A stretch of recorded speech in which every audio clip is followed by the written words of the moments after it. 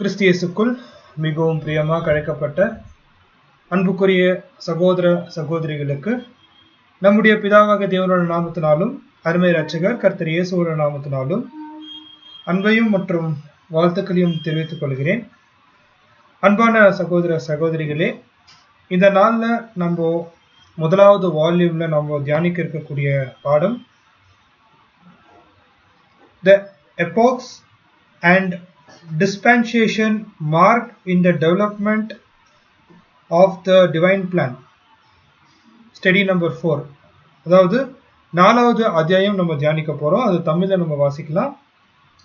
தேவ திட்டத்தின் வளர்ச்சியை குறிப்பிட்டு விளங்கும் காலப்பகுதிகளும் யுகங்களும். காலப்பகுதிகளும் மற்றும் யுகங்களும். அன்பான சகோதர சகோதரிகளே, இந்த ஒரு விஷயம் நம்ம முதல் வால்யூம்ல இங்கிலீஷ்ல பேஜ் நம்பர் 65, தமிழ்ல நம்ம பார்க்கும் போதுங்க பேஜ் நம்பர் 69 காணப்படுது. ஸோ அன்பான சகோதர சகோதரிகளே, சகோதரர் ஜெபத்துல குறிப்பிட்ட ஒரு வார்த்தை நீங்க கவனிச்சிருந்தா 3 உலகம் எனக்கூடிய ஒரு வார்த்தையை அவர் பயன்படுத்தினார். ஸோ முதலாவதாக இந்த ஒரு 3 உலகம் எனக்கூடிய ஒரு சப்ஜெக்ட் முதலாக சகோதரன் நமக்கு எடுக்கும் போது தேவனுடைய தெய்வீக திட்டம் இந்த அளவுக்கு பிரம்மாண்டமா இருக்கா எனக்கூடிய ஒரு விஷயத்துல நம்ம என்ன ஆயிருக்கிறோம்னு பார்க்கும்போது ஆச்சரியத்துக்குள்ள நம்ம கடந்து போயிருக்கிறோம். ஏன்னா தேவன் அவருடைய தெய்வீக திட்டத்தை அந்த ஒரு ஃபாலோ கிளாஸ்ல அந்த ஒரு பேசிக் சப்ஜெக்ட்ல விவரித்து சொல்லும் போது அது அவ்வளோ ஆச்சரியமா இருக்கும்.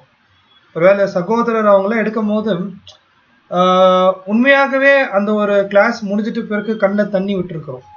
அந்த அளவுக்கு ரொம்ப ஆழமான விஷயங்கள் தேவன் அதை வெளிப்படுத்தியிருக்கிறார் அந்த ஒரு ஃபாலோ கிளாஸ்ல. ஆனா இன்னைக்கு நம்ம பார்க்கக்கூடிய விஷயம் ரொம்பவே ஆச்சரியம், ரொம்ப ஆச்சரியம். ஏன்னு பார்க்கும்போது ஃபாலோ கிளாஸ்ல ஒரு சகோதரன் எடுக்கக்கூடிய கண்டென்ட், அதோடைய சோர்ஸ் இல்ல அதோடைய ஆரம்பம் எங்க இருக்குன்னு பார்க்கும்போது இந்த வால்யூம்ல இருக்கு. இந்த வால்யூம்ல இருக்கக்கூடிய விஷயம்தான் நமக்கு புரியுற மாதிரி சகோதரர்கள் சுருக்கி அந்த ஃபாலோ கிளாஸ்ல 53 சப்ஜெக்டா நமக்கு என்ன பண்றாங்கன்னு பார்க்கும்போது கொடுக்குறாங்க.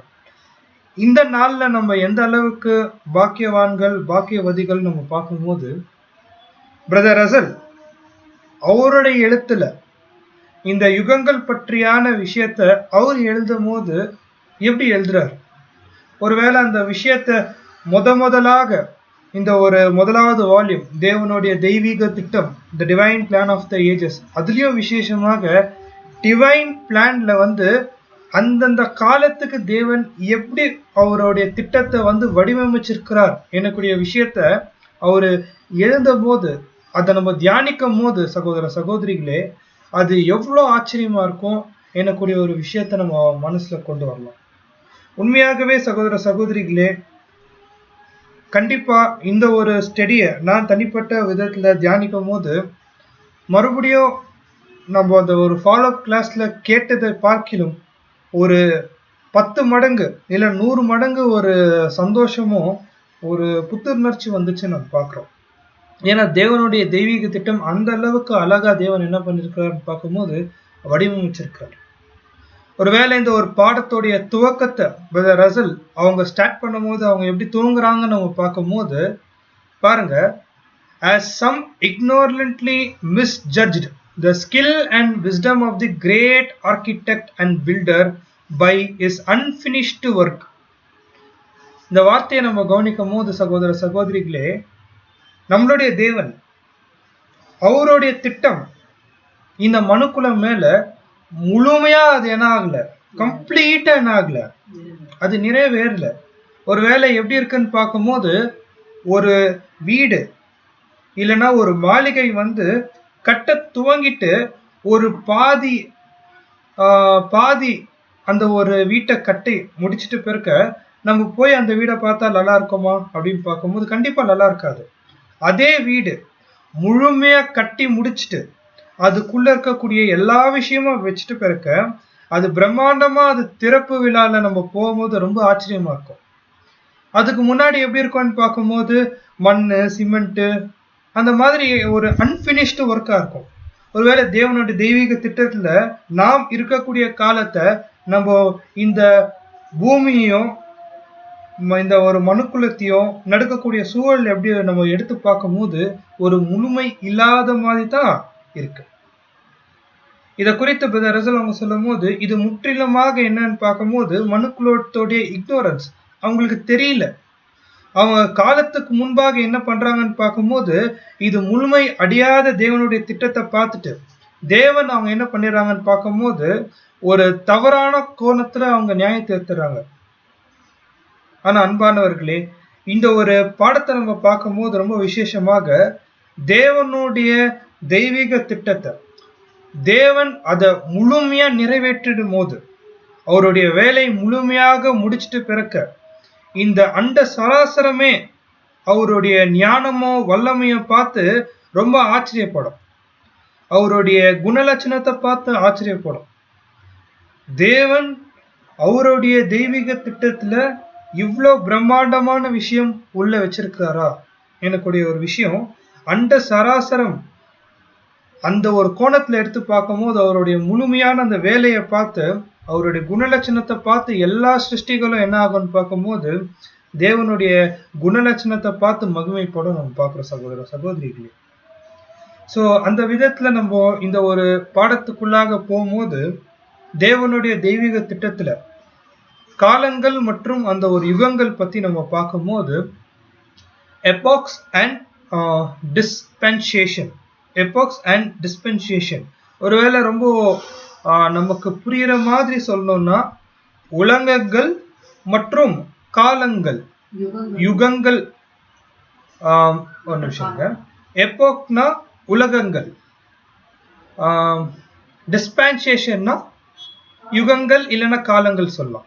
சரி, இப்போ அந்த ஒரு பாயிண்ட்டுக்குள்ள போகும்போது நம்ம புரிஞ்சுக்கலாம் என்ன நம்ம கன்வே பண்ண விரும்புறோம் சகோதர சகோதரிகளே. சரி, இப்போ தேவனுடைய தெய்வீக திட்டத்துல நம்ம எடுத்து பார்க்கும் போது பாருங்க, நம்மளுடைய தேவன் அவருடைய தெய்வீக திட்டத்துல இந்த ஒரு பூமியை அவர் என்ன பண்றாருன்னு பார்க்கும்போது சரி செஞ்சுட்டு இருக்கார். இல்ல இந்த பூமியை ஒரு பயனுக்காக அவர் என்ன பண்ணிருக்கிறாருன்னு பார்க்கும்போது சரி செஞ்சுட்டு கொண்டு வருகிறார். இப்போ தேவன் அவருடைய பிள்ளைகளா இருக்கக்கூடிய நாம் என்ன பண்ணோம் ரொம்ப விசேஷமா பார்க்கும்போது அவருடைய தெய்வீக திட்டத்தை இந்த பூமி மேல தேவனுக்கு அவருடைய சித்தத்தை அவருடைய திட்டத்தை நாம் தெளிவாக புரிஞ்சுக்கணும், அதை சரியாக புரிஞ்சுக்கணும். அது மாத்திரம் இல்ல, அவருடைய திட்டத்தை புரிஞ்சுட்டு அதை உறுதியா நம்ம என்ன பண்ணணும்னு பார்க்கும்போது சகோதர சகோதரிகளே நம்பணும். 2 வசன பகுதியை நம்ம வாசிக்கலாம். ஏசாயா 14:24-27. நிறைய வசனம் இருக்கிறதுனால சீக்கிரம் வாசிங்க. நான் நினைத்திருக்கிறபடியே நடக்கும், நான் நிர்ணயித்தபடியே நிலைநிற்கும் என்று சேனைகளின் கர்த்தர் ஆணையிட்டு சொன்னார். அசரியனை என் தேசத்திலே விதித்து என் மலைகளின் மேல் அவனை விதித்து போடுவேன். அப்பொழுது அவனுடைய நுகம் அவர்கள் மேல் இருந்து விலகி அவனுடைய சுமை அவர்கள் தோளிலிருந்து நீங்கும். தேசம் அனைத்தின் மீதும் நிர்ணயிக்கப்பட்ட யோசனை இதுவே, சகல ஜாதிகள் மேலும் நீட்டப்பட்டிருக்கிற கல் இதுவே என்றார். சேனைகளின் கர்த்தர் இப்படி நிர்ணயித்திருக்கிறார். போதுங்க. 46:9-11.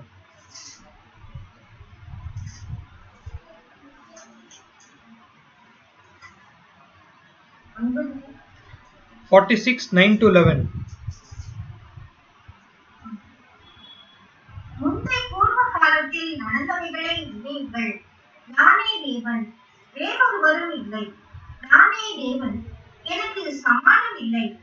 அன்னத்தில் உள்ளவைகளை ஆதி முதற்கொண்டு இன்னும் செய்யப்படாதவைகளை பூர்வ காலம் முதற்கொண்டும் அறிவிக்கிறேன். என் ஆலோசனை நினைவிருக்கும். போதுங்க. இந்த இடத்துல பார்க்கும்போது தேவனுடைய ஆலோசனை, அவருடைய திட்டம், அவர் என்ன நினைக்கிறாரோ அதுதான் நிலை நிற்கும். இப்போ சகோதர சகோதரிகள், இந்த வசனத்துல நம்ம பார்க்கும்போது தேவன் என்ன நினைக்கிறாரோ, அவர் என்ன திட்டத்தை வச்சிருக்காரோ, அவர் என்ன செய்ய விரும்புகிறாரோ, இது தேவனுடைய பிள்ளைகளா இருக்கக்கூடிய நம்ம சரியா புரிஞ்சுக்கணும், கரெக்டா புரிஞ்சுக்கணும், டெலிஜென்ட்டா புரிஞ்சுக்கணும். அதுதான் இந்த இடத்துல ரொம்ப முக்கியமான ஒரு காரியமா இருக்கு நம்ம பார்க்கிறோம் சகோதர சகோதரிகளே. ஏன்னா தேவனுடைய திட்டத்தை நம்ம எடுத்து பார்க்கும்போது இது ரொம்பவே ரகசியம். இது யாருக்குமே விலகப்படாத ஒரு சத்தியங்கள். இந்த சத்தியத்தை தேவன் அவருடைய பிள்ளைகளுக்கு அவரு சொல்ல சித்தமா இருக்கிறார் அப்படின்னு சொல்லும் போது அந்த திட்டத்தை நம்ம எவ்வளவு கவனமா கவனிக்கணும். அந்த திட்டத்துக்குள்ள இருக்கக்கூடிய விஷயங்கள் எப்பவுமே மாறாது. அந்த திட்டம் எப்படி இருக்குன்னு பார்க்கும்போது நேர்த்தியா நடக்கும், சிஸ்டமேட்டிக்கா நடக்கும், அது நிறைவேறி தீரும்படி நடக்கும். அதனால அந்த திட்டத்தை புரிஞ்சுக்கிறதுக்கு தேவன் வெறும் சில பேருக்கு மாத்திரம்தான் அவர் என்ன பண்ணிருக்கிறாருன்னு பார்க்கும்போது கிருபை பாராட்டி இருக்கிறார். அவங்களுடைய பிள்ளைகளை அவர் என்ன பண்ணிருக்கிறாரு பார்க்கும்போது தேர்ந்தெடுக்கிறார் பார்க்கிறோம் சகோதர சகோதரிகளே. ஸோ இந்த ஒரு கோணத்துல நம்ம என்ன பண்ணோம்னு பார்க்கும்போது இந்த ஒரு வால்யூம் ஸ்டடியை நம்ம அண்டர்ஸ்டாண்ட் பண்ண முயற்சிக்கலாம்.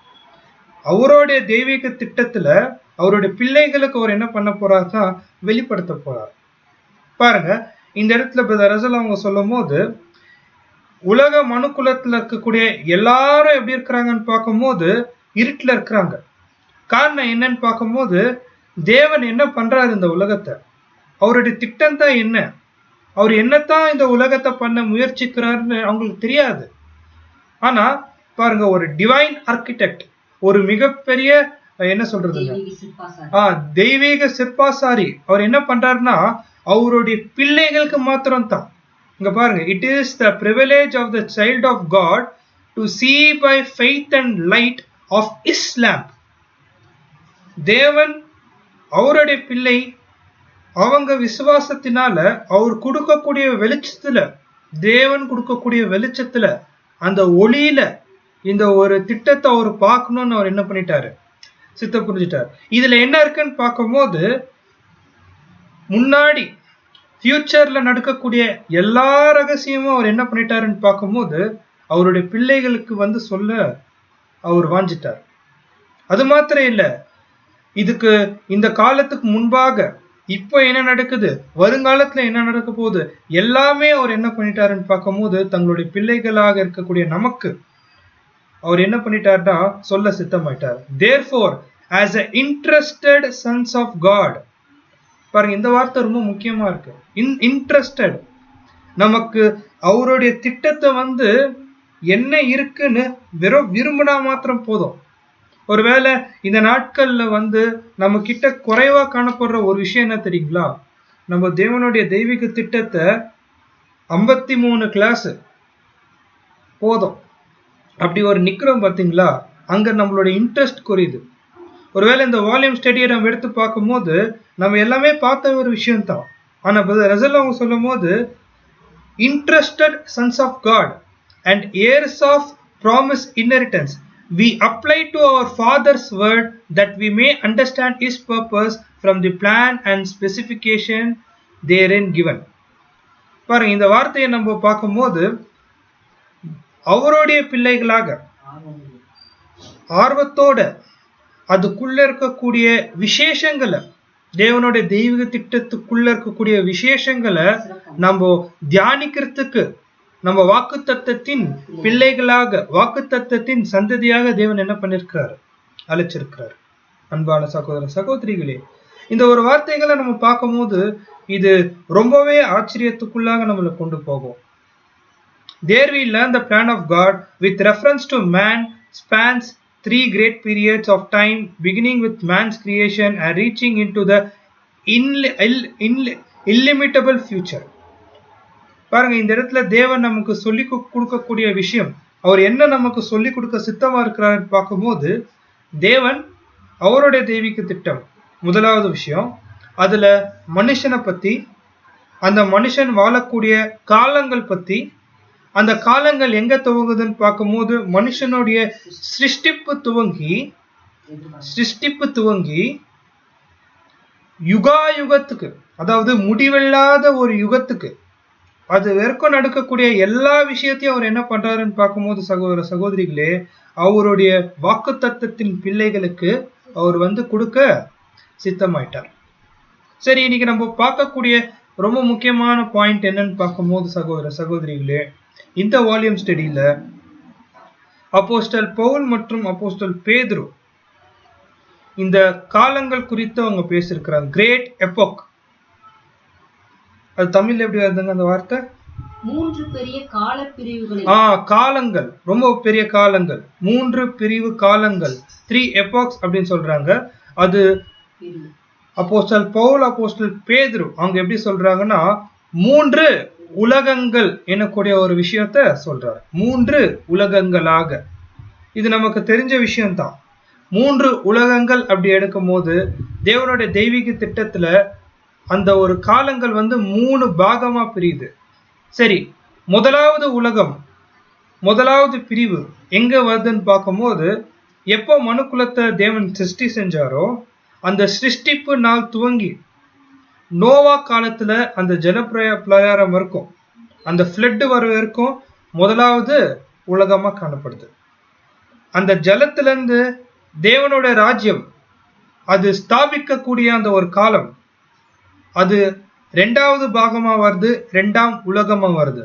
தேவனுடைய ராஜ்ய துவங்கி யுகாயுகத்துக்கு அது காலத்துக்கு வந்து லிமிட்டே கிடையாது, அது 3ஆம் உலகமா காணப்படுது. அன்புக்குரிய சகோதர சகோதரிகளே, சரி, இத குறித்தான நம்ம வசனம் நமக்கு தெரிஞ்சதுனால நம்ம என்ன பண்ணலாம்னா சில வசனங்கள் நம்ம ஸ்கிப் பண்ணலாம். சோ இந்த முதலாவது உலகத்துக்கு முந்தைய உலகம், the world that was அப்படின்னு அப்போஸ்தலர் பேதுரு 2ஆம் அதிகாரம் 3ஆம் வசனத்துல அவர் குறிப்பிடுறார். அப்போது இருந்த உலகம்னு அப்போஸ்தலர் பேதுரு குறிப்பிடுறார்.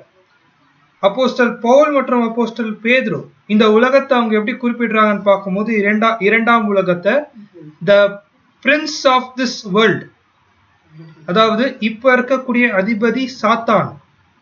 இன்னொரு விஷயம் என்னன்னா the present evil world, இப்ப இருக்கக்கூடிய தீமையின் உலகம்.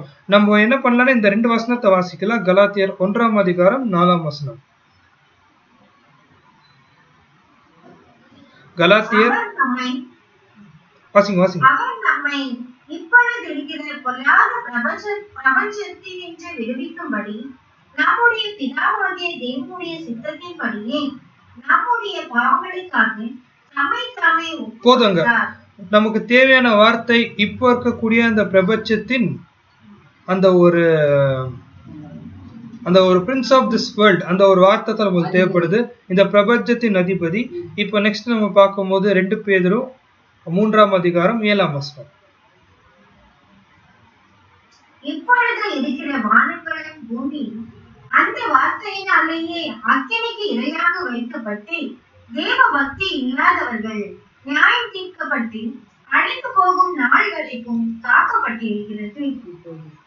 இப்ப பார்க்கும்போது சகோதர சகோதரிகளே, இப்ப இருக்கக்கூடிய அந்த உலகம் எதுக்காக வைக்கப்பட்டிருக்குன்னு பார்க்கும்போது அந்த அக்னிக்காக, ஒரு மகா பெரிய உபத்திரத்துக்காக இந்த உலகம் வைக்கப்பட்டிருக்கு நம்ம பார்க்கிறோம். சரி, இதுதான் 2ஆம் உலகத்துக்கான தகவல். இப்போ 3வது உலகம், இந்த உலகத்தை பத்தி நம்ம பார்க்கும்போது ஏசாயா 45:17.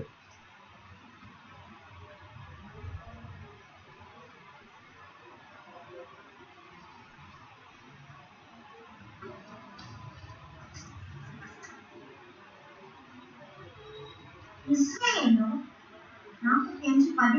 45:17. ஏசாயா 45ஆம் அதிகாரம் 17ஆம் வசனம். இஸ்ரவேலோ கர்த்தராலே நித்திய ரட்சிப்பினால் ரட்சிக்கப்படுவான். நீங்கள் என்றென்றைக்கு உள்ள சதா காலங்களில் வெட்கப்படாமலும் கலங்காமலும் இருப்பீர்கள். 18ஆம் வசனம். வாசிங்க சிஸ்டர். வானங்களை சிருஷ்டித்து பூமியையும் வெறுமையாய் இருக்கிற சிருஷ்டியாமல் அதை குடியிருப்புக்காக செய்து படைத்து அதை உருவகப்படுத்தின தேவனாகிய கர்த்தர் சொல்லுகிறதாவது, நானே கர்த்தர், வேறொருவர் இல்லை. ஓகே, சோ இந்த பூமியை வந்து குடியிருப்புக்காக தேவன் அவர் என்ன பண்ணிருக்காருன்னா சிருஷ்டி செஞ்சிருக்கிறாரு. நெக்ஸ்ட் நம்ம பார்க்கும்போது எபிரியர் 2ஆம் அதிகாரம் 5ஆம் வசனம் வாசிக்கலாம்.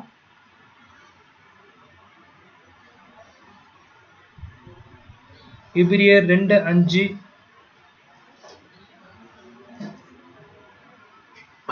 இனிவரும் உலகத்தை குறித்து பேசுகிறோமே, அதை அவர் தூதர்களுக்கு கீழ்ப்படுத்தவில்லை.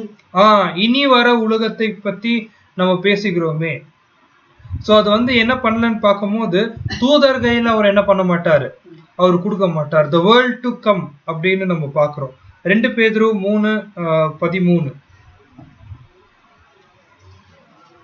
அவருடைய வாக்குத்தத்தத்தின்படி நீதி வாசமாய் இருக்கும் புதிய வானங்களும் புதிய பூமியும் உண்டாகும் என்று காத்திருக்கிறோம். பாருங்க, புதிய வானங்கள் மற்றும் புதிய பூமி. இது எப்படி இருக்கும்னு பார்க்கும்போது ஒரு நீதி தான் அதுக்கு என்னவா இருக்கும், ஒரு ஆதாரமா இருக்கும். நீதி தான் அதுல நிலை நிற்கும் நம்ம பார்க்கிறோம். சரி சகோதர சகோதரிகளே, இப்ப நம்ம பார்க்கும்போது தேவனுடைய தெய்வீக திட்டத்துல முதல் 2 உலகங்கள் அது எப்படி இருந்துச்சுன்னு பார்க்கும்போது, விசேஷமாக முதலாம் உலகம் அது தேவ தூதர்களாக விழுந்து போன தேவ தூதர்கள், அதாவது தேவ தூதர்கள் கையில கொடுக்கப்பட்டுச்சு. ஆனா அந்த தேவ தூதர்கள் என்ன பண்ணிட்டாங்க, அத சரியான விதத்துல நடத்தாதனால அது ஒரு மிகப்பெரிய தோல்வி ஆயிடுச்சு. அதனால என்ன ஆயிடுச்சுன்னு பார்க்கும்போது முதலாம் உலகத்தை தேவன் அழிக்க ஒரு சித்த கொண்டுட்டார். 2வது உலகத்தை நம்ம பார்க்கும்போது 2வது உலகம் சாத்தான் மற்றும் அந்த விழுந்து போன தூதர்கள் 2 பேரை சேர்ந்து அந்த ஒரு அக்கிரமத்தின் உச்சம், இல்லைன்னா அந்த ஒரு ஈவல், அந்த ஒரு ஈவலுக்கு என்ன சொல்றதுங்க, தீமையோடைய உச்சக்கட்டத்தை என்ன பண்ணிட்டாங்கன்னு பார்க்கும்போது அந்த ஒரு 2ஆம் உலகத்துல முழுமையா இருக்குது நம்ம பார்க்கிறோம். ஆனா 3ஆம் உலகத்தை நம்ம எடுத்து பார்க்கும்போது ஆனா அது அப்படி இருக்காது. அது முற்றிலுமாக எப்படி இருக்கும்னு பார்க்கும்போது நீதியும் நியாயமும் இருக்கும். மனுக்குலத்துல இருக்கக்கூடிய எல்லா ஜனங்களை ஆசீர்வதிக்கக்கூடிய ஒரு காலமா இருக்கும் நம்ம பார்க்கிறோம் சகோதர சகோதரிகளே. சோ இதுதான் நம்ம பார்க்கும்போது தேவனுடைய தெய்வீக திட்டத்துல அந்த ஒரு 3 உலகத்துல இருக்கக்கூடிய விஷயங்களா இருக்கு நம்ம பார்க்கிறோம். சரி பாருங்க, அடுத்த பாயிண்ட் நம்ம பார்க்கும்போது சகோதர சகோதரிகளே, இந்த ஒரு தேவனுடைய தெய்வீக திட்டத்துல அந்த 3 உலகம் என்னக்கூடிய ஒரு தலைப்புல நம்ம பார்க்கும்போது ஒவ்வொரு உலகத்திலையும் இருக்கக்கூடிய சாராம்சத்துல இப்போ இந்த 2வது உலகம் தான் ரொம்ப முக்கியமான ஒரு விஷயமா இருக்கு. ஏன்னு பார்க்கும்போது சகோதர சகோதரிகளே, அதிகமான கான்சென்ட்ரேஷன், அதிகமான போக்கஸ் வசன பகுதியோடைய அனைத்து காரியங்களும் எது மேலதான் ரொம்ப அதிகமா இருக்குன்னு பார்க்கும்போது இந்த 2ஆம் உலகம் தான். ஏன்னா இந்த 2ஆம் உலகம் எப்படி இருக்குன்னு பார்க்கும்போது முழுமையா தீமையான நிரம்பி இருக்கு. இங்க தீமை தான் என்ன இருக்குன்னு பார்க்கும்போது ரொம்பவே இருக்கு. evil is permitted to predominate. அதாவது தீமை இந்த பூமி மேல ஆளுகை சேர்த்துக்கு தேவன் என்ன பண்ணிருக்கிறாருன்னு பார்க்கும்போது அவர் விட்டு இருக்கிறார். இந்த ஒரு யுகத்துல நன்மை என்னக்கூடிய விஷயம் ரொம்ப ரொம்ப குறைவு, ரொம்ப ரொம்ப குறைவு. ஒரு வசனத்தை நம்ம வாசிக்கலாம். மலாக்கி 3ஆம் அதிகாரம் 15ஆம் வசனம்.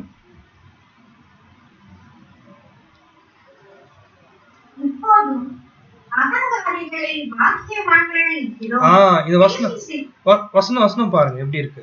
இப்போ ஆங்காரியங்கள்ல எப்படி இருக்கிறாங்க, பாக்கியவானா இருக்கிறாங்க. Now call the proud happy. இப்ப இருக்கக்கூடிய ஜனங்க ஆங்காரியா யார் இருக்கிறாங்களோ அவங்களுக்கு தான் இப்ப காலம், அவங்க தான் சந்தோஷமா இருக்கிறாங்க. தொடர்ந்து வாசிங்க.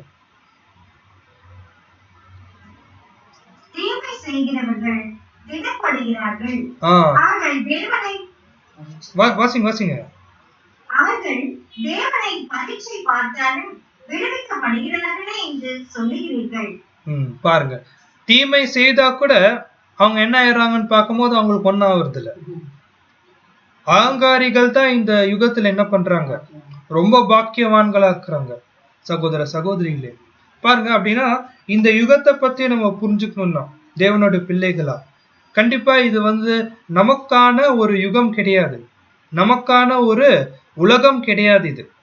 இது எப்படி இருக்குன்னு பார்க்கும்போது ரொம்பவே தீமை நிறைஞ்சதா இருக்கு. அதனால்தான் பிரசன்ட் ஈவல் வேர்ல்ட், இப்ப இருக்கக்கூடிய தீமையின் உலகம் என்று வசனம் சொல்றது நம்ம பார்க்கிறோம். ஆனா வரக்கூடிய உலகம் எப்படி இருக்கு, வரக்கூடிய உலகத்துல என்ன முக்கியமா இருக்குன்னு பார்க்கும்போது இந்த ஒரு வார்த்தையை நம்ம பார்க்கும்போது பாருங்க, the blotting out of evil will be gradual. பாருங்க, அதுக்கு முன்பாக the world to come wherein dwelling righteousness, not because there will be no evil in it, but because evil will not be predominant. நான் என்ன இந்த ஒரு பாயிண்ட்டை நான் என்ன விரும்புறேன்னு பார்க்கும்போது, யாராச்சும் இது இங்கிலீஷ்ல வாசிக்கிறீங்களா? இந்த ஒரு பாயிண்ட் மட்டும் இங்கிலீஷ்ல வாசிக்கிறீங்களா? The world to come. I will read. Yeah, please go ahead, sister.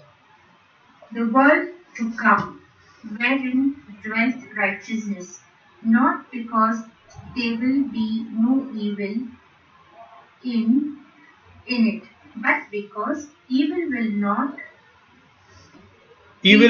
be.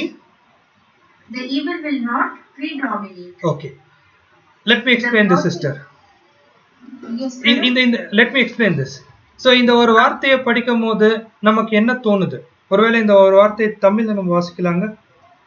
நீதி வாசமாயிருக்கும் வரப்போகிற உலகம் என ஏன் அழைக்கப்படுகிறது என்றால், அதில் தீமை முற்றிலும் இருக்காது என்பதினால் அல்ல, மாறாக தீமை அங்கு செழித்து ஓங்காது என்பதினாலே இவ்விதமாய் அழைக்கப்படுகிறது.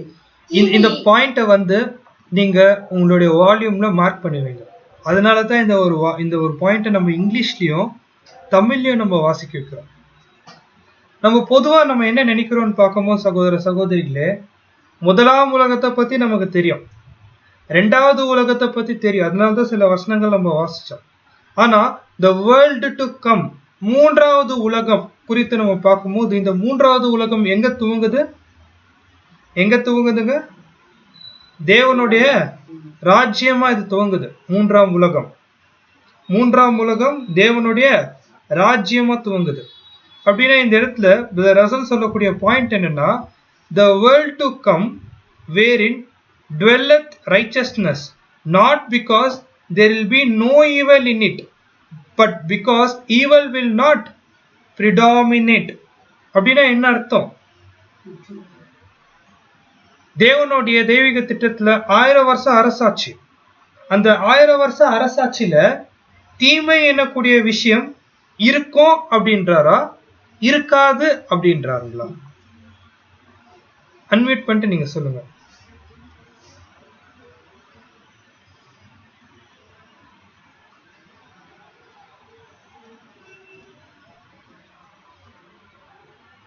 புரியுதுங்களா கேள்வி? 1000 வருஷம் அரசாட்சியில தீமை இருக்கும் அப்படின்னு ரசல் சொல்றாங்களா, இருக்காது அப்படின்றாங்களா? பாருங்க சகோதர சகோதரிகளே, 3 உலகம் நம்ம எல்லாம் பார்த்திருக்கிறோம். அது நான் எடுக்க வரல, இன்னைக்கு வால்யூம் ஸ்டடி நம்ம எடுக்க வந்திருக்கிறோம். வால்யூம் ஸ்டடியில இந்த ஒரு பாயிண்ட நீங்க கிளீனா சொல்லுங்க. இருக்கும் அப்படின்றாரா, இருக்காது அப்படின்றாரா? தீமை இருக்கும், ஆனா கொஞ்சம் கொஞ்சமா அதை இருக்குமா இருக்காது, அவ்வளவுதான் கேள்வி. சரிங்களா? இருக்கும் தானே, போதும், அதுதான் விஷயம். அப்படின்னா சகோதர சகோதரிகள், இங்க நம்ம சொல்லக்கூடிய பாயிண்ட் என்னன்னு பார்க்கும்போது, 1000 வருஷம் 1000 years என்னக்கூடிய ஒரு விஷயம், 1000 years என்னக்கூடிய விஷயம் எப்படி இருக்கும் பார்க்கும்போது, அங்க தீமை இருக்கும். சகோதரி சொன்ன மாதிரி அங்க தீமை இருக்கும். ஆனா 1000 வருஷம் அரசாட்சியோட முடிவுல, 1000 வருஷம் அரசாட்சியோட முடிவுல என்ன இருக்காது? தீமை என்னக்கூடிய விஷயம். அதுதான் நம்ம இந்த இடத்துல ஸ்ட்ரெஸ் பண்ணி பார்க்கணும். தயவு செய்து இந்த ஒரு வார்த்தையை நீங்க உங்களுடைய வால்யூம்ல நீங்க மார்க் பண்ணி வைங்க. ஏன் இன்னைக்கு நம்மளுடைய சகோதர சகோதரிகள் தேவனுடைய ராஜ்யத்தை பத்தி அவங்களால புரிஞ்சுக்க முடியல, சில காரியத்தை அவங்களால அண்டர்ஸ்டாண்ட் பண்ண முடியலன்னா, 1000 years அப்படின்னு சொல்லும் போதே அங்க எந்த ஒரு தீமையும் இருக்காது, அப்படியே எல்லாமே ஏதன் தோட்டம் மாதிரி மாறிடும். அப்படி கிடையாது. 1000 வருஷம் அரசாட்சி என்பது 1000 வருஷம் அரசாட்சியோட முடிவுல தான் ஏதன் மாதிரி ஆகும். சரி, அப்போ 1000 வருஷம் அரசாட்சியில் என்ன நடக்கும்? அதுதான் நம்ம வால்யூம் ஸ்டடியில பார்க்க போறோம். Yes sister, you can continue the further points. Please continue.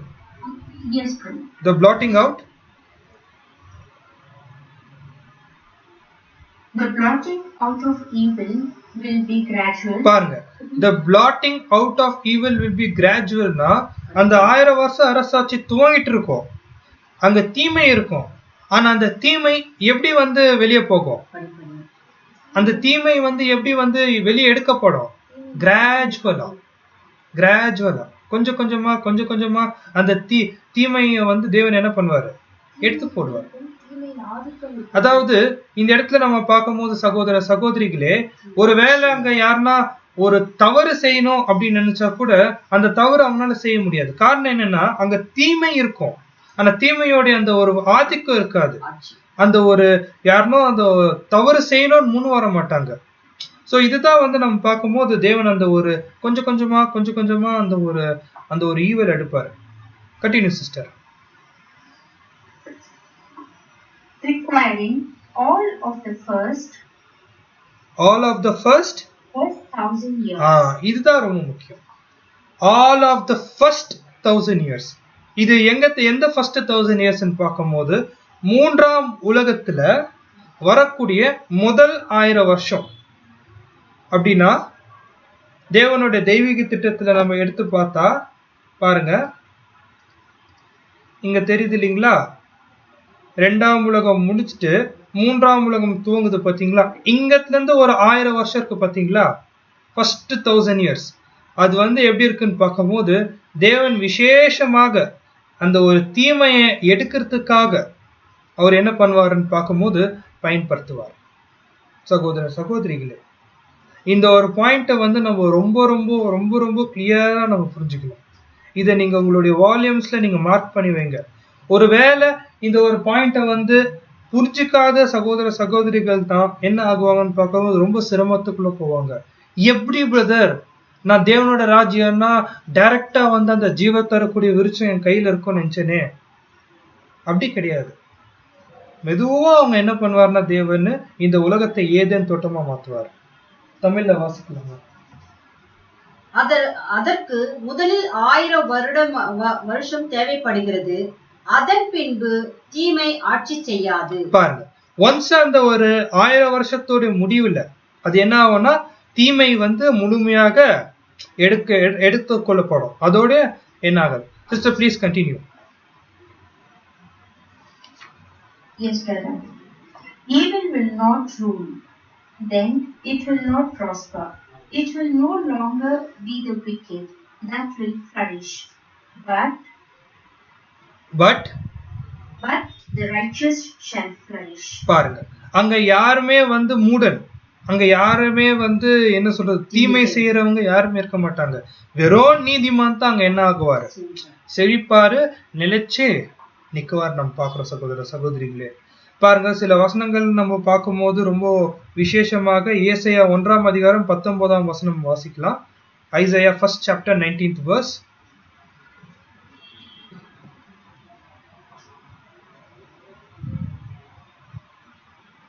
Sister கொஞ்சம் சீக்கிரம் வாசிங்க.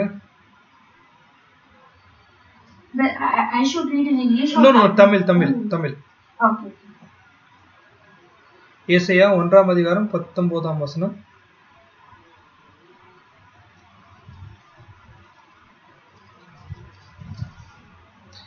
சரி, நீங்க வாசிங்க.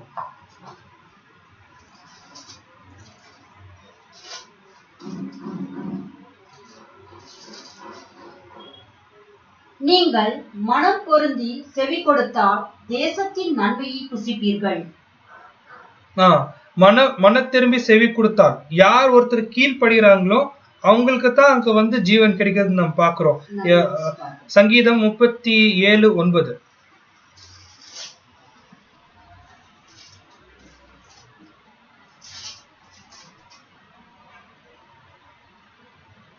பொல்லாதவர்கள் அறுப்புண்டு போவார்கள். பொல்லாதவர் என்ன ஆவாங்கன்னு பார்க்கும்போது அறுப்புண்டு போவார்கள். சோ சகோதர சகோதரிகளே, இந்த இடத்துல வந்து இந்த ஒரு 3ஆம் உலகம் அதை குறித்தான ஒரு தெளிவான ஒரு விளக்கத்தை பிரதர் ரசல் கொடுத்தாங்க. அது வந்து அங்க தீமை இருக்கும், அங்க அநியாயம் அக்கிரமம் இருக்கும், ஆனா அது என்ன ஆகாது? வேலைக்கு ஆகாது. அது கொஞ்சம் கொஞ்சமா எடுத்து தூக்கி போடும். இதுதான் கர்த்தர் இயேசு அந்த முழு 1000 வருஷத்தை அவர் என்ன பண்ணுவாரு? ஃபர்ஸ்ட் 1000 years அவர் என்ன பண்ணுவார்னா அது எடுத்து போடுவார்னு பார்ப்போம். ஆனா இப்ப இருக்கக்கூடிய உலகம் பாருங்க, பிரதர் ரசல் இங்க வந்து ரொம்ப கிளியரா அவங்க குறிப்பிடும் போது, இப்ப இருக்கக்கூடிய உலகத்தை பத்தி அவர் பேசும்போது முற்றிலுமாக எதிரா இருக்கு. அங்க நீதி இருக்கும்னா இங்க அநீதி இருக்கும். அங்க வந்து கர்த்தர் இயேசு ஆளுகை செய்றாருன்னா இப்போ சாத்தான் தான் பண்ணுவார். அங்க சத்தியம் இருக்கும்னா இந்த யுகத்துல அசத்தியம் மாத்திரம் தான் இருக்கும். இதுதான் இந்த ஒரு ரொம்ப முக்கியமான விஷயம். இந்த உலகத்துல நம்ம எந்தெந்த விஷயம் தீமைன்னு பாக்குறோமோ அந்த விஷயம் அந்த மூன்றாம் உலகத்துல இருக்காது நம்ம பாக்குறோம். அன்புக்குரிய சகோதர சகோதரிகளே, அதனால்தான் கர்த்தர் இயேசு சொல்லும் போது ஒரு வார்த்தையை சொல்லிட்டார், நான் இந்த உலகத்தார் அல்ல. ஏன் உலகத்தார் அல்லன்னு சொல்லும் போது, கண்டிப்பா வரக்கூடிய உலகத்துக்கு ராஜாதி ராஜாவா யார் வருவாரு? கர்த்தர் இயேசு வருவார். அவருடைய பூமியை, அந்த பூமியில அவருடைய ஆட்சி ஸ்தாபிப்பார். அப்ப இந்த பூமி எப்படி இருக்கும்னு பார்க்கும்போது, நம்ம பரமண்டலத்துல இருக்கக்கூடிய ஜெபம் நம்ம பண்றோம் பாத்தீங்களா, உம்முடைய ராஜ்யம் பரலோகத்துல எப்படி இருக்கோ அதே போல பூமியில இருக்கட்டும். அந்த ஒரு ஜெபம் வந்து என்ன ஆகும்னு பார்க்கும்போது நிறைவேறும். அதுக்கு முன்பதாக கர்த்தர் இயேசு அவருடைய முதலாம் வருகையில அவர் வந்தார் பாத்தீங்களா, அப்போ இந்த ஒரு வார்த்தைகள் என்ன ஆகாது, அது அந்த அந்த அந்த வார்த்தைகள் வந்து நிறைவேறாது. ஏன்னா மூன்றாம் உலகத்துக்கான ராஜா யாருன்னு பார்க்கும்போது கர்த்தர் இயேசுவா இருக்கார். ஆனா இப்ப இருக்கக்கூடிய உலகத்தின் ராஜா அதிபதி யாருன்னு பார்க்கும்போது சாத்தான். பாருங்க, ஒரு அற்புதமான வசனம் நம்ம பார்க்கும்போது, இப்ப இருக்கக்கூடிய சாத்தான் யாரோடைய மனசுல கிரியை செய்யறான்னு பார்க்கும்போது, கீழ்ப்படியாத பிள்ளைகளுடைய மனசுல இப்ப இருக்கக்கூடிய சாத்தான் என்ன பண்றாரு, கிரியை செய்யறது நம்ம பார்க்கிறோம் சகோதர சகோதரிகளே. சரி sister, can you read this one in English? Yes, brother. There must be some very important part of the great architect's plan for man's salvation not yet fully developed. Else the new prince and the new dispensation would have been long ago introduced.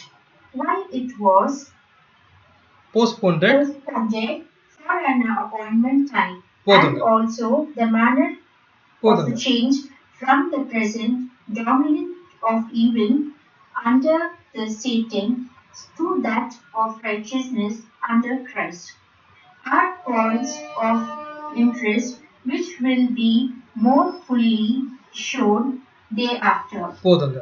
இந்த இடத்துல நம்ம பார்க்கும்போது ரொம்ப முக்கியமான point வந்து brother Russell சொல்றாங்க. என்ன ஒரு பாயிண்ட்னு பார்க்கும்போது, ஆமா நான் ஒத்துக்கிறேன் இந்த யுகம் தீமை இருக்கு, ஆமா நான் ஒத்துக்கிறேன் அநியாயம் இருக்கு, அக்கிரமம் இருக்கு, எல்லாமே இருக்கு. ஏன் இன்னும் அந்த ஒரு புதிய யுகம் வரல? ஏன் இன்னும் அந்த ஒரு புதிய யுகம் ஸ்தாபிக்கல அப்படின்னு ஒரு கேள்வி நம்ம மத்தியில இருக்கிறது வந்து ரசல் வந்து இங்க குறிப்பிடுறாரு. ஏன் போஸ்ட்போண்ட் ஆகுது? அந்த குறிப்பிட்ட காலம் வந்து ஏன் தாமதிக்குது பாருங்க. postponed for an appointed time. Why it was postponed for an appointed time? ஏன் தாமதிக்குது? ஏன் இன்னும் சாத்தான் வந்து அந்த ஒரு வல்லமையா ஜனங்களை மோச போக்குறான்? அதுக்கு பிரதர் ரசல் சொல்லக்கூடிய பாயிண்ட் என்னன்னு பார்க்கும்போது, here are the points of interest which will be more fully shown hereafter. இதுக்கு மேல நான் வைக்கக்கூடிய பாயிண்ட்ஸ் பிரதர் ரசல் சொல்றாங்க, நான் சொல்ல. வைக்கக்கூடிய பாயிண்ட்ஸ் எதை குறிக்குதுன்னு பார்க்கும்போது, தேவனுடைய ராஜ்யம் அது ஸ்தாபிக்கும் போது அது எப்படி இருக்கும், அதுக்குள்ள ஏன் ஒருவேளை நம்ம ஒரு கேள்வி எழுப்பலாம், ஏன் தாமதிக்குது, ஏன் ஜனங்களுக்கு இன்னும் ஆசீர்வாதம் வரல? அதுக்கான கேள்விக்கான பதில் இப்போ பிரதர் ரசல் சொல்றாங்க, பொறுமையா கேளுங்க. Sister please read from here.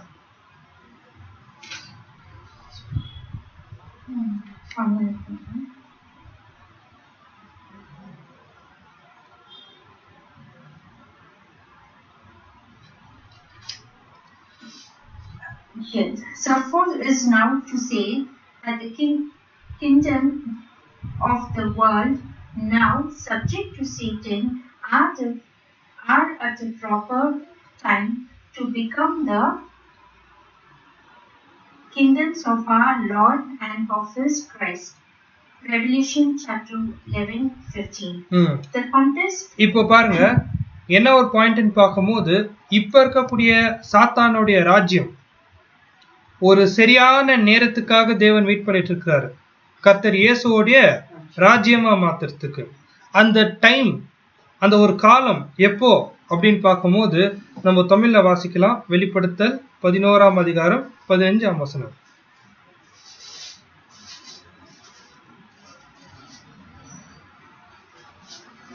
ஏழாம் தூதன் எக்காலம் ஊதினான். அப்பொழுது உலகத்தின் ராஜ்யங்கள் நம்முடைய கர்த்தருக்கும் அவருடைய கிறிஸ்துவுக்கும் உரிய ராஜ்யங்கள் ஆயின. அவர் சதா காலங்களிலும் ராஜ்ய பாரம் பண்ணுவார் என்னும் கம்பீர சத்தங்கள் வானத்தில் உண்டாயின. பாருங்க, இந்த இடத்துல பிரதர் ரசல் சொல்லக்கூடிய பாயிண்ட் என்னன்னு பார்க்கும்போது, here are the points of interest. இதுக்கு மேல நம்ம காமிக்க போறோம். எதை குறித்து? இந்த மூணாவது உலகத்தை குறித்து பிரதர் ரசல் சொல்றாங்க. என்னன்னா, இதுக்கு மேல நாங்க காமிக்க போறோம். வசனம் எப்படி துவங்குது? ஏழாம் தூதன் எக்காலம் ஊதினான். ஏழாம் தூதன் எக்காலம் ஊதினான். என்ன எக்காலம் ஊதினார்? இனிமே நாங்க காமிக்க போறோம் தேவனோட ராஜ்யம் இப்படித்தான் இருக்கும்னு. அந்த எக்காலம் ஊதும் போது சகோதர சகோதரிகளே, மூன்றாம் உலகத்தை பத்தியான சகல சத்தியங்கள் என்ன ஆகுது? வெளியே வருது. நம்ம ஏன் இந்த ஒரு பாயிண்ட்ஸ் எல்லாம் இங்கிலீஷ்ல வாசிக்க வைக்கிறோம் தெரியுங்களா? தமிழ்ல அந்த அளவுக்கு இங்கிலீஷ்ல வரக்கூடிய பஞ்ச் வரல. அதனால தான் நான் எக்ஸ்பிளனேஷன்ல எல்லாமே தமிழ்ல கொடுக்குறேன். பிரதர் ரசல் அவங்க இங்கிலீஷ்ல எழுதும் போது சில வார்த்தைகள், ரொம்ப முக்கியமான வார்த்தைகள் அவர் பயன்படுத்துறார். அந்த வார்த்தைகள் நம்ம எவ்வளோ பெட்டர் தமிழ்ல டிரான்ஸ்லேட் பண்ணாலும் அந்த வார்த்தைகள் உடைய அந்த ஒரு பஞ்சு, அந்த வார்த்தைகள்ல இருக்கக்கூடிய அந்த அழுத்தம் வரவே வராது. இது நேரடியா அவருடைய எழுத்துக்கள்ல இருந்து தேவனுடைய ராஜ்யத்தை பத்தி அவரு எப்படி எழுதுனா எப்படி இருக்கும், அந்த ஒரு இம்பாக்ட் வர்றதுக்கு தான் சில விஷயங்கள் நம்ம இங்கிலீஷ்ல வாசிக்கிறோம். சரிங்களா? இப்போ தொடர்ந்து வாசிங்க. The context shows. The context shows that will transfer be accomplished by the gentle time of trouble in reference to Jesus.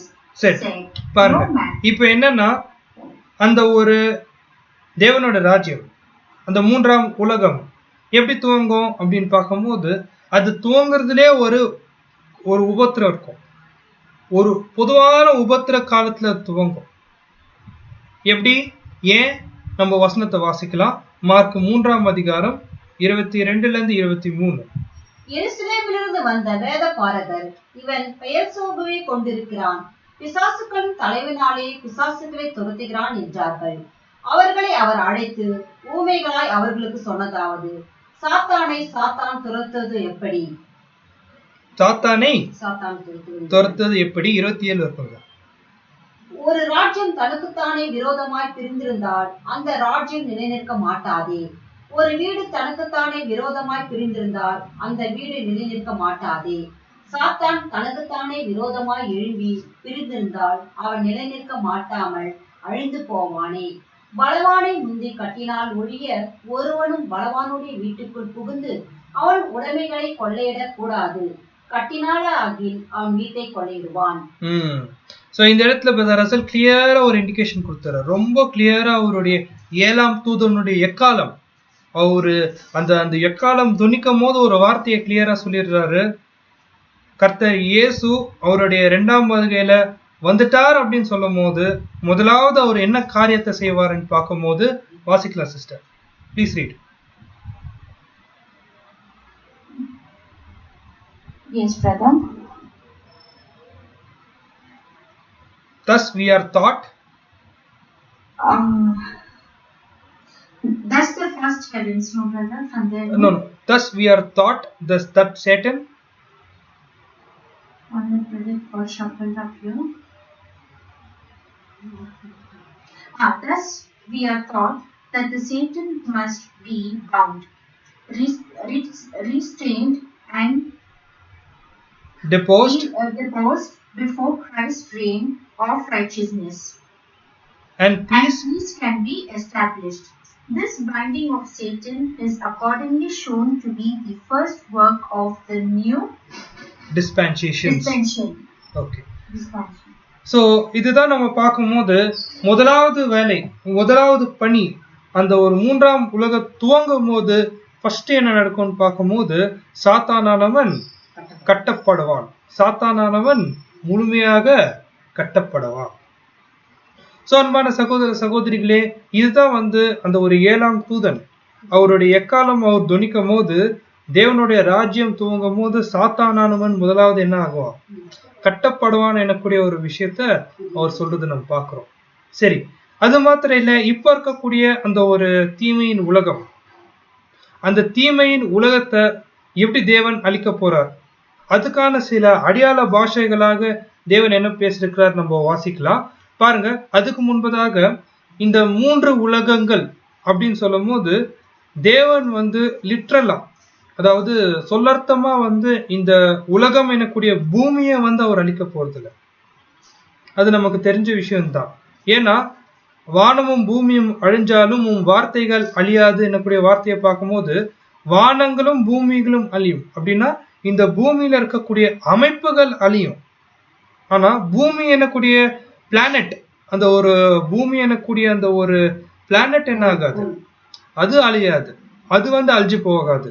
இந்த பூமியில இருக்கக்கூடிய அமைப்புகள் தான் அழிஞ்சு போகும். ஒருவேளை அந்த ஒரு அடையாள பாஷையை நம்ம பார்க்கும் போது 2 பேதுரு 3ஆம் அதிகாரம்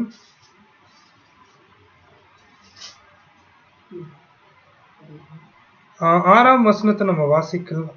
6ஆம் வசனம் புரிஞ்சிருங்க. 10ஆம் வசனம் வாசிக்கலாம். கர்த்தருடைய நாள் இரவிலே திருடன் வருகிற விதமாய் வரும். அப்பொழுது வானங்கள் மடமட என்று அகன்று போகும். ஆமா, பூதங்கள் வெந்து உருகி போகும். பாத்தீங்களா, இந்த இடத்துல வானங்கள் மடமட என்று வாசிங்க. மடமடவென்று அகன்று போகும். வானங்கள் மடமடவென்று அகன்று போகும். இப்போ வானங்கள் அப்படின்னா என்ன அர்த்தம்? வேதத்துல பார்க்கும் போது அது கண்ணுக்கு தெரியாத ஆவிக்குரிய அந்த ஒரு ராஜ்யம். ஒருவேளை சாத்தானோ அந்த விழுந்து போன தூதர்களோ இருக்கக்கூடிய அந்த ஒரு இடம் தான் அந்த வானம். அது என்ன ஆயிடும்? அது அழிஞ்சு போயிடும். அதே போல பூதங்கள் வெந்து உருகி போகும். பூமியும் அதிலுள்ள கிரியைகளும் எரிந்து அழிந்து போகும். பாருங்க, பூதங்கள் வெந்து உருகி போகும் அப்படின்னு சொல்லும் போது பூதங்கள், இப்ப இருக்கக்கூடிய பூதங்கள் என்னன்னு பார்க்கும்போது அரசியல், மதம், பொருளாதாரம், சமுதாயம், இதெல்லாம் தான் இப்போ இந்த பூமியை தூக்கி நிக்க வச்சிருக்கு. அந்த பூதங்கள் என்ன ஆகுங்க, அந்த எலிமெண்ட்ஸ் என்ன ஆகும்? அழிஞ்சு போயிடும். அப்புறம் பூமியில பாருங்க ஹியூமன் சொசைட்டி, இப்ப இருக்கக்கூடிய ஜனத்தொகை, ஜனங்கள், அவங்க என்ன ஆயிடுவாங்கன்னு பார்க்கும்போது கீழ்ப்படியாத ஜனங்கள், அவங்க அழிஞ்சு போயிடுவாங்க. இன்னொரு வசனம் வாசிக்கலாம். மலாக்கி 4ஆம் அதிகாரம் 1ஆம் வசனம். 4:1.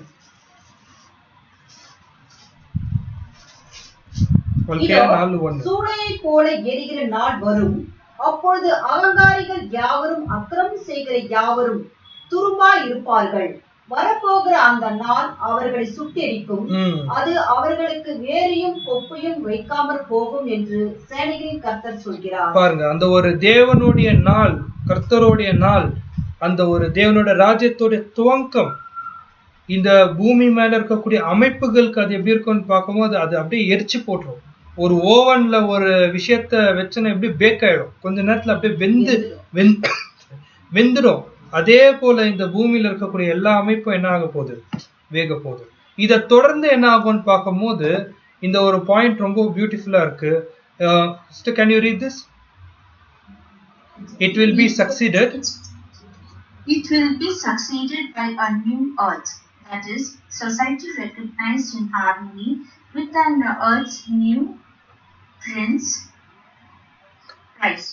Righteousness, peace, and love will rule among men, when present arrangements have given place to the new and better kingdom, of the basis of which will be the strictest justice. பாருங்க, அங்க எப்படி இருக்கும்னு பார்க்கும்போது நீதி தான் முன்னாடி நிற்கும், சமாதானம் இருக்கும், அன்பு இருக்கும், சந்தோஷம் இருக்கும். ஆனா அந்த ஒரு சொசைட்டி எப்படி இருக்கும், அந்த ஒரு சமுதாயம் எப்படி இருக்கும்னா இது வரைக்கும் இருக்கக்கூடாத ராஜ்யங்கள் ஒரு பெட்டர் கிங்டமா இருக்கும். அங்க ஜஸ்டிஸ் எப்படி இருக்கும்னு பார்க்கும்போது ரொம்ப ஸ்ட்ரிக்டா சிவியரா இருக்கும். அந்த ஸ்ட்ரிக்ட் அண்ட் சிவியர் தான் என்ன ஆகும்னு பார்க்கும்போது தீமைகளை எடுத்து போடும். ஸோ இதை குறித்து அப்போஸ்டல் பவுல் மற்றும் அப்போஸ்டல் பேதுரு, அதுக்கப்புறம் யோவான் அந்த மூன்றாம் வானத்தை பார்த்துட்டு, அந்த மூன்றாம் உலகத்தை பார்த்துட்டு அவங்க மெய் மறந்து போயிடுறாங்க. இந்த இடத்துல ரசூல் கொடுக்கும் போது அந்த மூன்றாம் உலகத்தை பத்தி அப்போஸ்டல் பவுல் எழுதும் போது அவர்னால அண்டர்ஸ்டாண்ட் பண்ண முடியலையா. அவரு பிசிக்கலா, அதாவது அவரு உண்மையாலே அந்த மூணாவது உலகத்துக்கு போன மாதிரி அவருக்கு தோணுருக்கு. பிசிக்கலா மென்டலா அது அவர்னால விவரிச்சு சொல்ல முடியல. ஏன்னா அந்த மூன்றாம் உலகம், அந்த புதிய வானம், அந்த மூன்றாம் வானம் எப்படி இருந்திருக்குன்னு பார்க்கும்போது அந்த அளவுக்கு ஆசீர்வாதமா இருந்திருக்கு. அந்த அளவுக்கு விவரிச்சு சொல்ல முடியாத அளவுக்கு ஆச்சரியத்தோட அவர் பார்த்திருக்கிறார். அதே போல அந்த ஒரு பத்ம தீவுல வெளிப்படுத்தின விசேஷம் யோவான் எழுதும் போது அந்த ஒரு தரிசனத்தை அவர் பார்க்கிறாரு. அந்த ஒரு தரிசனம் எப்படி இருக்குன்னா வெளிப்படுத்தல் 21 அதிகாரம் 1 நம்ம வாசிக்கலாம். பின்பு நான் புதிய வானத்தையும் புதிய பூமியும் கண்டேன். முந்தின வானமும் முந்தின பூமியும் ஒழிந்து போயின, சமுத்திரமும் இல்லாமல் போயிற்று. பாருங்க, முந்தின வானங்கள் முந்தின பூமி அது எப்படி இருக்குன்னு பார்க்கும்போது மறுபடியும் வாசிங்க. நான் புதிய வானத்தையும் புதிய பூமியும் கண்டேன். முந்தின வானமும் முந்தின பூமியும் ஒழிந்து போயின, சமுத்திரமும் இல்லாமல் போயிற்று. பாருங்க, அது முற்றிலுமா ஒரு புதிய அமைப்பா என்ன இருக்குன்னு பார்க்கும்போது அங்க வந்திருக்கு நான் பார்க்கிற சகோதர சகோதரிகளே. சோ இதுதான் நம்ம பார்க்கும்போது 3 உலகங்கள். ஸோ ரொம்ப சின்ன விஷயம்தான் இருக்கு. நம்ம ஸ்டாப் பண்ணலாம். ஓகே, சரி. இந்த ஒரு பாயிண்டோட நம்ம என்ன பண்ணலான்னு பார்க்கும்போது இந்த நாளுக்கான பாடத்தை நம்ம ஸ்டாப் பண்ணலாம். நம்ம அடுத்த வாரம் என்ன பார்க்கலான்னு பார்க்கும்போது 3 உலகங்கள் பார்த்தாச்சு. இப்போ இந்த 3 உலகத்துக்குள்ள இருக்கக்கூடிய யுகங்கள், யூத யுகங்கள், சுவிசேஷ யுகம், 1000 வருஷ அரசாட்சி, இதெல்லாம் தனித்தனியா அவங்க குறிப்பிட்டிருக்கிறாங்க. சகோதர சகோதரிகளே, நம்மளுடைய முக்கியமான தியானம், முக்கியமான போக்கஸ் எதுவா இருக்கும்னு பார்க்கும்போது இந்த காஸ்பல் ஏஜ், சுவிசேஷ யுகத்திலிருந்து அந்த ஒரு 1000 வருஷ அரசாட்சி, அது டிரான்சிஷன் ஆகிற டைம் தான் ரொம்ப அதிகமாக ரசல் இங்க ஃபோக்கஸ் பண்ணி அவரு எழுதியிருப்பாரு. அந்த காரியங்கள் அதுக்குள்ள இருக்கக்கூடிய நுணுக்கங்கள் நம்ம அடுத்த வாரம் நம்ம தியானிக்கலாம். தேவன் தாமே இந்த வார்த்தைகளை ஆசீர்வதிப்பாராக. பொறுமையோடு கேட்ட அன்புக்குரிய சகோதர சகோதரிகளுக்கு கிறிஸ்து இயேசுக்குள்ளாக என்னுடைய அன்பின் வாழ்த்துக்களை தெரிவித்துக் கொள்கிறேன். மறுபடியுமாக இந்த ஒரு பாயிண்ட்ஸ் நீங்க வால்யூம்ல நீங்க மார்க் பண்ணுவீங்க. ஏன் நம்ம பார்க்கிறோம்னா இன்னும் 2 பாடம் தான், ஒரு 3 கிளாஸ் பிறகு ஒரு மிக பிரம்மாண்டமான ஒரு சத்தியத்தை நம்ம தியானிக்க போறோம். ரொம்ப பிரம்மாண்டமான சத்தியம். அந்த ட்ரூத்தை நம்ம பார்க்கணும்னா இந்த பேசிக்ஸை நம்ம என்ன பண்ணணும்னு பார்க்கும்போது ரொம்ப ஸ்ட்ராங்கா நம்ம புரிஞ்சுக்கணும். ஸோ அதனால இந்த ஒரு பாயிண்ட்ஸை நம்ம என்ன பண்ணலாம்னு பார்க்கும்போது நம்மளுடைய அனுதின விஷயத்த நம்ம தியானத்துல நம்ம மெடிடேட் பண்ணலாம். தேவன் தாமே ஆசீர்வதிப்பாராக. பொறுமையோடு கேட்ட அன்புக்குரிய சகோதர சகோதரிகளுக்கு கிறிஸ்து இயேசுவாக என்னோட அன்பின் வாழ்த்துக்களை தெரிவித்துக் கொள்கிறேன். ஆமென்.